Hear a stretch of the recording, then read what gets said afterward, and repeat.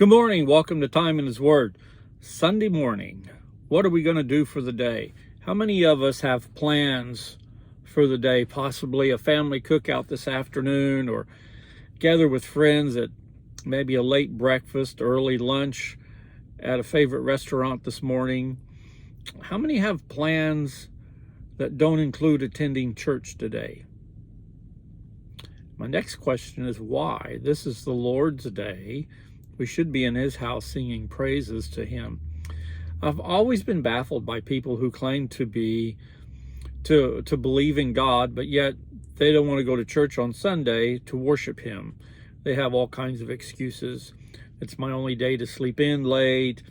I don't like the people there. The preacher doesn't know what he's talking about. I don't like his messages. They're mean and callous.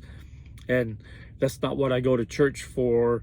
To be screamed at and yelled at. They have all kinds of excuses. But then think about it. What will we be doing in heaven? Won't we be singing praises to the King all the time? I mean, we don't know exactly what's going to happen in heaven. We can read about it in Revelations and throughout the Bible. But as far as actually knowing what was going on, or what will be going on, we have to rely on the scriptures and what it describes. But the point I'm getting at this morning is the excuses people make each and every Sunday as to why not go to church. But then when you ask them if they believe in Jesus, they'll say, oh yeah, I believe in God. I believe in God. But yet they don't want to spend no time on His day in His house worshiping Him. Why is that? I've never had anybody explain to me why, a good sound reason. I've heard all kinds of excuses. I heard one say because the preacher spoke about homosexuality that they would never go back. Well, the trouble is that's in the Bible, both in the Old Testament and New Testament, and it describes that that is wrong. So how can it be his fault?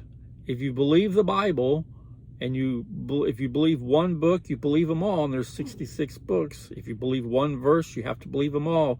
We can't pick and choose.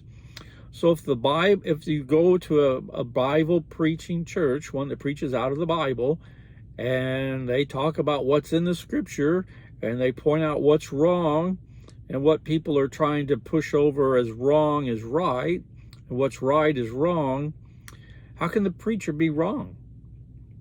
I think that it's the other way around. You're offended that somebody would stand up and say, this is wrong and this is why. But that's not what I go to church on Sundays for when I'm home. I go to church to hear a good message, to get spiritually fed, to get through the week. I go to church on Sundays to worship and to visit with other like-minded people. I go on Sunday mornings to get away from the harshness of the world, if you will, or the normal everyday grind.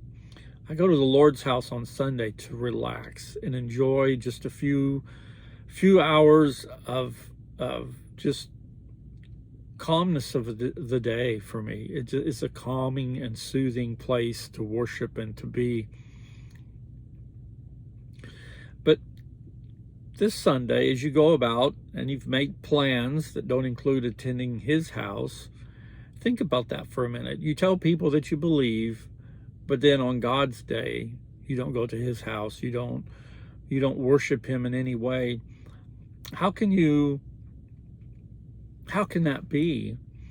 I know everybody believes that there's a God and there's a heaven and a hell, but if you believe that, shouldn't you act on that in a way that's in accordance with the Bible and with what Scripture says?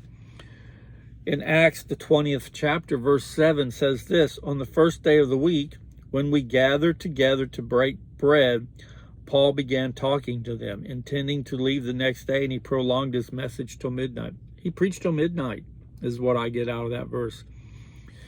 So we're even commanded to gather together on the first day of the week and break bread and to hear a message. Some of you are probably going to get upset with my message this morning, but it's just questions I have and questions I don't understand from people who's like I said before, say they believe in God, but then they don't want to attend church on Sunday, and they have all kinds of excuses as to why they can't attend. Just think about that. If you're not willing to go to church here on earth, how are you going to be able to deal with singing worship and praises to the King when we get to heaven?